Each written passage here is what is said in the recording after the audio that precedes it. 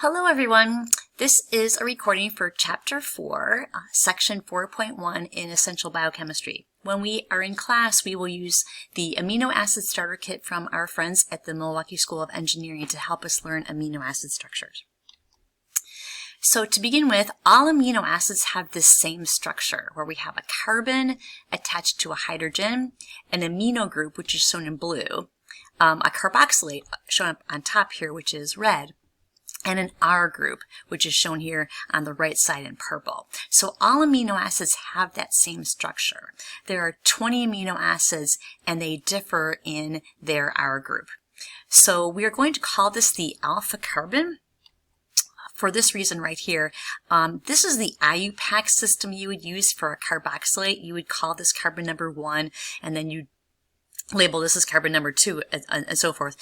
The classical system that's shown here on top is that the carboxylate carbon is not given any designation, but the next carbon in is called the alpha carbon. So attached to the alpha carbon, we have the amino group, the carboxylate group, and the R group. So all of these groups are attached to the alpha carbon. So that's why these are referred to as alpha amino acids, because the amino group is attached to the alpha carbon, and they're acids because of this carboxylate group. So you might have noticed if you look at this carbon that that provided that the R group is not any of these three groups right here, that carbon is chiral. The alpha carbon is chiral. So I know that you're used to doing R and S nomenclature in organic chemistry. This is one of the things that biochemists do. We use the Fischer Convention, and it's easiest to illustrate for alanine.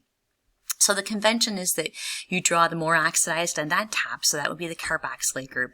And if we had alanine, whose R group is a methyl group, we draw that on the bottom. If the amino group is pointing to the left, we refer to that as the L enantiomer. And if the NH3 plus group is pointing to the right, we call that the D enantiomer. So naturally occurring amino acids that make up proteins are L amino acids. There are some exceptions. Bacteria have D amino acids as part of their cell walls, but in general, that what we refer to as naturally occurring amino acids that make up proteins are L amino acids. So 19 of the 20 amino acids are chiral. Glycine's not chiral because its R group is a hydrogen. So that means you wouldn't have 4 different groups attached to that alpha carbon. These values are not available in our book, so I looked at a different book, The Fundamentals of Biochemistry. So we have the pKa values for all of the functional groups in the amino acids. So generally, the carboxylate group has a pK1, so we use pK1 for the carboxylate group. Usually its value is around 2.2. That means that the carboxylate group is unprotonated at physiological pH because its pK1 value is less than 7. The amino group usually has, we'll refer to that as pK2, and its pK is usually about 9.4. That's above 7, so it will be protonated at physiological pH. So what that means then is that even though you will often see amino acids everywhere on the internet and in some textbooks, that this form of the amino acid is wrong. It does not exist. This is correct, what's shown on the right. What happens is this carboxylate group is not protonated, but the amino group is. So what we show is we show a neutral form of the amino acid, and we call that as Zwitterion. Zwitterion means a double ion. We have a negative and a positive charge in the same molecule, or sometimes a dipolar ion. This is also neutral, but it shows with no charge, and that's not correct.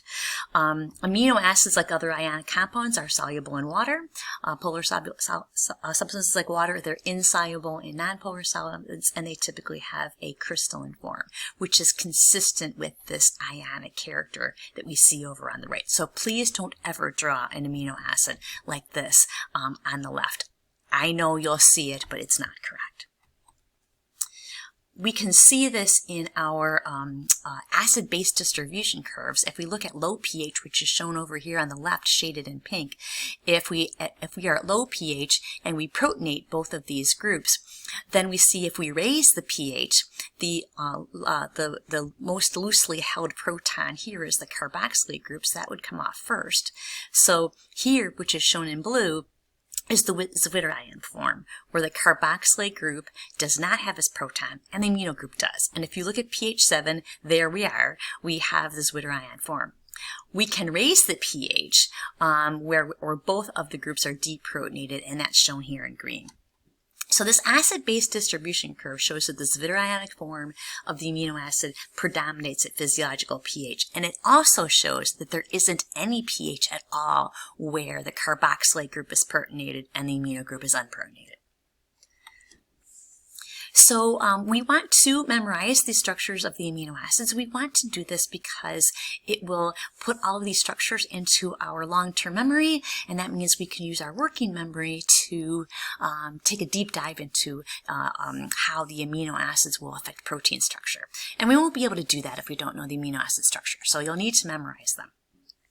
So if we want to memorize them, we should classify them by the polarities of their side chains, or the R groups, and that will make it easier for us to learn them. So let's talk about nonpolar first. So this is from our textbook. These are the nonpolar amino acids: alanine, valine, leucine and isoleucine, methionine, proline, and phenylalanine and tryptophan. And I've grouped them this way for a reason. So let's take a closer look. First of all, if you're looking at models of these things, we're going to use the Cpk Color Assignments. So C is Corey, P is Pauline, and K is Colton. So these three scientists had a lot to do with studying the nature of the chemical bond. These are the typical Cpk Color Assignments. We normally use the ones that are up on top here. So we'll see for the amino acids that red is oxygen, white is hydrogen, blue is nitrogen. We'll see some amino acids have sulfur, which is yellow, and black is carbon. So in our model kit, we will see models of the side chains, although here they use gray for carbon instead of black. But in order to classify them, the Milwaukee School of Engineering has made these models so they have specific tags depending on their polarity. So these colors are different from the ones in our book. So the yellow labels are the hydrophobic side chains. So as we go through the structures of the amino acids, what I'm going to have you do in class is you'll locate the side chains, and then we have a big magnetic circle, and you'll place the amino acids in the proper place on the circle. So let's look at these in some more detail. So alanine, valine, leucine, and isoleucine, I've grouped these together because they all have aliphatic side chains. These have carbons and hydrogens. I've drawn their structures here. So alanine is a methyl group, valine is an isopropyl group, and you can see that leucine and isoleucine are isomers of each other, and they have these butyl groups. I also have little boxes right here that show how some of them got their names from when biochemists were first isolating these amino acids. So this table is not in our book, but I wanted to show it to you. Here we have the names of the amino acids. There are 3-letter codes and 1-letter codes. 1-letter codes, of course, make it easier if you're doing computational work. The R groups are all shown in red. We have the mass of the amino acids. This is D for Daltons. That's another peculiar biochemistry term. Daltons just means grams per mole. We have the percent occurrence in proteins. Here's the pK1 of the carboxylate group, and you can see it's maybe around 2.3 or so. And this is the pK2 of the alpha amino group. Okay, methionine has a thiol ether side chain. So we have a CH2, CH2S, CH3. Proline is the only amino acid of the 20 that has a secondary amino group. The name is a corrupted form of pyrrolidine. That's actually the name of the ring. Phenylalanine and tryptophan are aromatic and bulky. So phenylalanine is just an alanine with a phenyl group on it. This ring right here for tryptophan is called an indole group. And here again is a chart here with the names of the amino acids, their structures, their molecular weights, their occurrence in proteins, and the pK1 and pK2 values. All right, how about uncharged polar? Well, here's my list here. We have glycine, serine, and threonine, asparagine and glutamine, tyrosine, and cysteine. So again, I've grouped them here for a reason, so let's look at them. But in our kit, the MSOE kit has used polar, uncharged polar amino acids as having white labels. So you'll look for those for the white labels. And then as we go through the amino acids, you'll want to place them on the magnetic circle. So let's start with glycine. This can be the first amino acid whose structure you memorize. It's just a hydrogen. And of course, because it's a hydrogen, this carbon right here is not chiral. So glycine is the only amino acid that's not chiral. Serine and threonine I've grouped together because they have hydroxyl groups, so they can participate in hydrogen bonding. So we have serine and threonine. Asparagine and glutamine, they are grouped together because they have amide side chains. We have a C double bond O NH2, and the way I remember this is that they look the same except for asparagine has one methylene group and glutamine has two, and azine asparagine becomes first in the alphabet, so that is how I remember it. Tyrosine is aromatic and phenolic. It has an OH group. Cysteine has a thiol group, so it's CH2CH. And what that means is that if you have a cysteine in a protein, it can there's an opportunity that it could form a disulfide bond with a neighboring cysteine. So that's how this would look. This would have to form under oxidizing conditions because the cysteines would have to lose the hydrogens and 2 electrons. So here again are my names of the amino acids, the R groups, the residue mass, the occurrence in proteins, the pK1 and the pK2. And now we're seeing some pKr groups. So tyrosine with its phenol group and cysteine with its sulfhydride group, they have dissociable hydrogens on their R group. So we're going to call this pKr. And our last category is charged polar. So if we're charged, we could be, of course, positively charged or negatively charged. The positively charged amino acids are lysine, arginine, and histidine, and the negatively charged amino acids are aspartate and glutamate. So let's look at those. In our kit, we're going to look for red labels around the acidic side chains and blue labels on the basic side chains. So here are the positively charged side chains first. These are basic. Histidine is drawn here without a proton because its pKr is near neutrality. But when it gains a proton, it would gain a proton over here on this ring. This is called an imidazole ring, and then this nitrogen would be positively charged.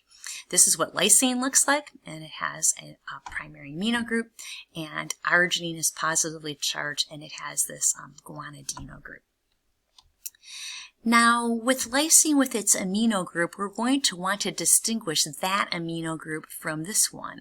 So this is the epsilon amino group, and this goes back to that classical system I was telling you about before, where we go alpha, beta, gamma, delta, epsilon. So this is alpha. That's the alpha amino group here, and this amino group is attached to the epsilon carbon. So it's the epsilon amino group. So that's how we distinguish between the two. We have aspartate and glutamate. They have carboxylate groups. Aspartate has one methylene group and glutamate has two, so that's another good way to remember them. Asp comes before glue in the alphabet. And just as we did before, now that we're adding a carboxylate group, we're going to want to distinguish this carboxylate group from this one. So this is the alpha carbon. This carboxylate group is attached to the alpha carbon. This is alpha beta. So that's the carboxylate group attached to the beta carbon. And if we go alpha, beta, gamma, this is the gamma carboxylate group. So the gamma carboxylate group is attached to the gamma carbon. So in class, this is the magnetic circle, and you will put these amino acid side chains on the circle, and the way it's organized is that you will have hydrophobic amino acids on one side of the circle and the hydrophilic amino acids on the other side of the circle. This is going to be important when we put our amino acids together to make proteins, because when proteins fold, the hydrophilic amino acids will interact with water, whereas water will not interact with the hydrophobic side chains. We can actually quantitate this. This is a hydropathy scale right here, where this is the free energy change of transfer to water. So anything that's very highly hydrophobic will have a high positive charge, and the less hydrophobic will have lower numbers. And if the amino acids are highly hydrophilic, the more hydrophilic they are, the greater the negative value of the on the hydropathy scale. So because amino acids have amino groups and carboxylate groups, they naturally have acid-base properties, and I've shown you those pKa values. We have a pKa value for the carboxylate group, and we call that pK1, one for the amino group, which is pK2, and we would determine those by titration as we would any weak acid or weak base. And we discussed the Henderson-Hasselbalch equation earlier, and that will describe each point on the curve. So this is the titration of glycine, and I'm going to show you on my YouTube channel. So sorry about the noise here. This is a flash animation. Flash is no longer supported, so I will have to show you on my YouTube channel. So I'm going to stop. So here's the titration curve for glycine, and the way that this works is that because glycine has two dissociable protons, one on the carboxylate group and one on the amino group, when the carboxylate group is the first one to lose its proton. So when you're adding the base during your titration, that is the first proton to come off, and when you've added one equivalent of a base, you'll have completely removed that proton. And at the inflection point, you'll have half of the proton on and half of the proton off. And that inflection point is the pK1, where pH equals pKa.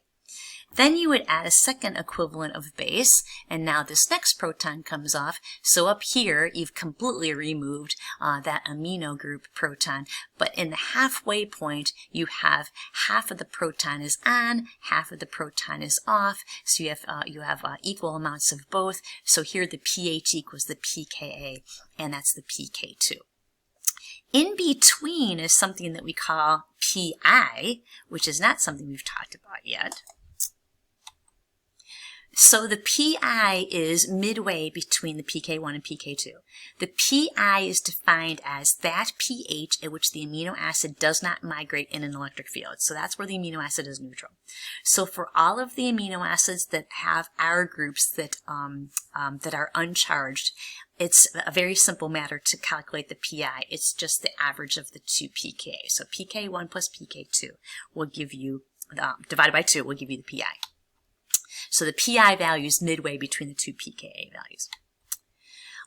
Here's from another textbook, but it shows the same thing, although here we have alanine. So again, if you have alanine at a really low pH where both protons are on both of the groups, if you add equivalents of base, one equivalent, you will completely remove the proton on the carboxylate group, and now you have the zwitterion form. Again, midway between is the pK1, where you have equal amounts of the protonated and unprotonated form of the carboxylate group. That's the pK1. Add a second equivalent of base, and then you completely remove the amino group hydrogen. And again, halfway in between, you have half of the protons on, half of it's off. pH equals pK2. And again, exactly in between is the pi, and that's at around pH 6 or so. And you notice that here we have the zwitterion. So if we have the amino group that's positive and the carboxylate group that's negative, then that species isn't going to migrate in an electric field because it's overall neutral. So we notice that if the pi is 6, if you look at below the pi, the amino acid is positively charged. But if at a pH above the pi, the amino acid has a negative charge. So we can compare the pH and the pi, and we can determine where the amino acid is positively charged, negatively charged, or neutral. So that's for 15 out of the 20 amino acids. If you have a third pKa, a pKr, because the lyse, arg, and his can be positively charged, or the asp and glu can be negatively charged, then we have to use a different method to figure out the pKr. We've put tyrosine and cysteine in the uncharged polar category because when they are protonated, those R groups are neutral. So I'm not going to be talking about tyrosine and cysteine. I'm going to confine my discussion to these 5 amino acids here. So it is true, again, that cysteine can lose a proton, and that's shown right here, but typically we find cysteine in the protonated neutral form. So now, if we look at our chart, I didn't show you this, so again, these are these 5 amino acids that have either basic, in the case of lysine, arginine, and histidine, or acidic properties, and now we need to have a pKr of the side chain. So let's look at this more closely before we determine how we'll figure out the pKr values of these amino acids. So this is glutamic acid, and again we have the alpha, beta, gamma carbon. Glutamic acid is completely protonated.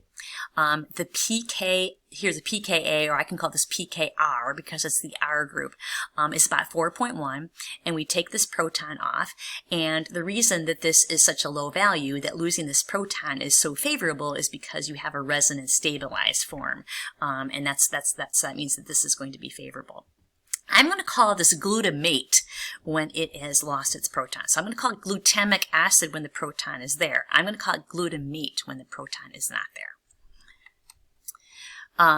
This is histidine. It is neutral, but it can accept a proton to form an imidazole, or to form an imidazolium ion.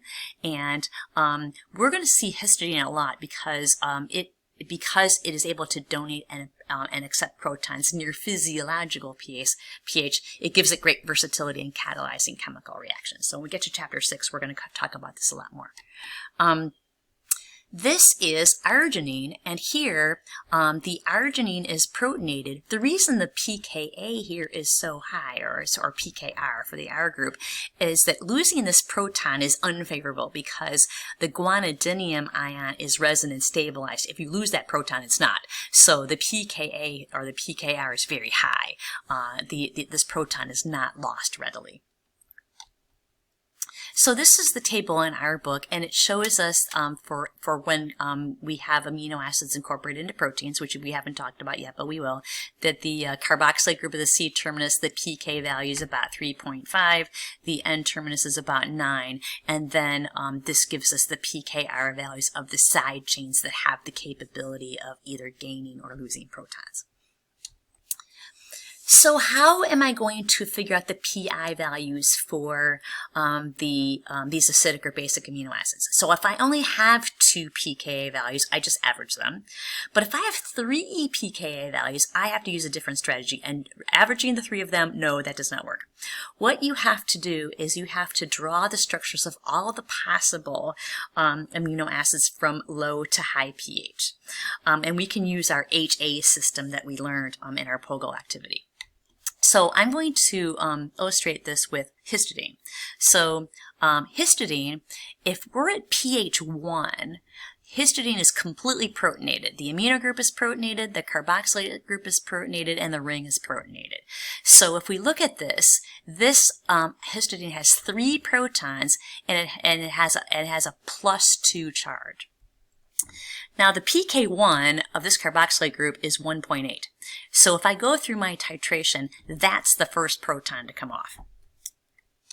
So if I do my titration and I add 1 equivalent of base, then that proton is gone. So now I have 2 protons left. I have a positive charge and a negative charge and another positive charge. So overall, this amino acid is still positively charged. It has a +1 charge. Okay, I'm going to continue with my titration. The pKr group has a pK of 6.04. That'll be the next one to come off. So if I do that, my carboxylate group is long gone. The proton on it is gone. The ring is gone, but this NH3 plus group is still there. So now I have the neutral form of the amino acid. This is the carboxylate group, which is negative, the amino group, which is positive, and the R group, which is neutral. So this overall has a charge of 0. So this is where we want to pay attention, because what we're going to do to figure out the PI is we're going to average the pKr values on either side of this form. Let's continue with our titration though. If we add a third equivalent of base, we will lose the proton right here. And now we have no protons, but overall this is negatively charged.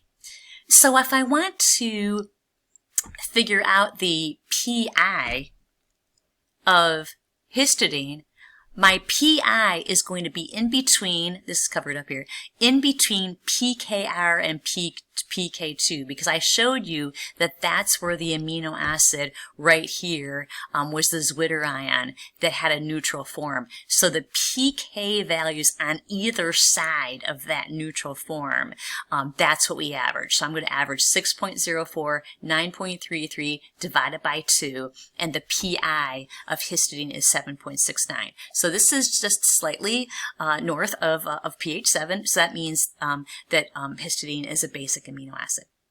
So in class we will look at other amino acids. So this is an example of one, but on your own you should figure out how to figure out the PIs for all of the other amino acids: aspartate, glutamate, lysine, and arginine. That's an exercise you should do for yourself. So those are my references. Thank you for your attention, and I will see you in class.